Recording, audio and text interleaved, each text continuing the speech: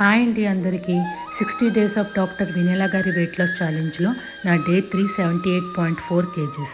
Morning లేవగానే నీసం అనిపించిందండి, కానీ బ్రేక్ఫాస్ట్ తీసుకున్నాక సెట్ అయిపోయానులేండి.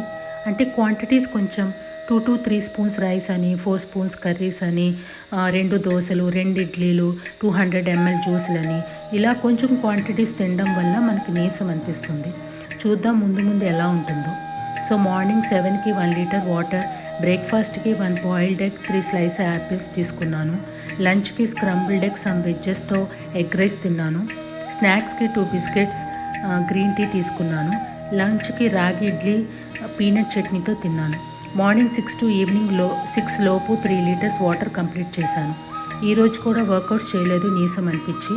సో ఇది ఈరోజు నా డైట్. రేపు ఎంత వెయిట్ లాస్ అవుతామనేది చూద్దాం.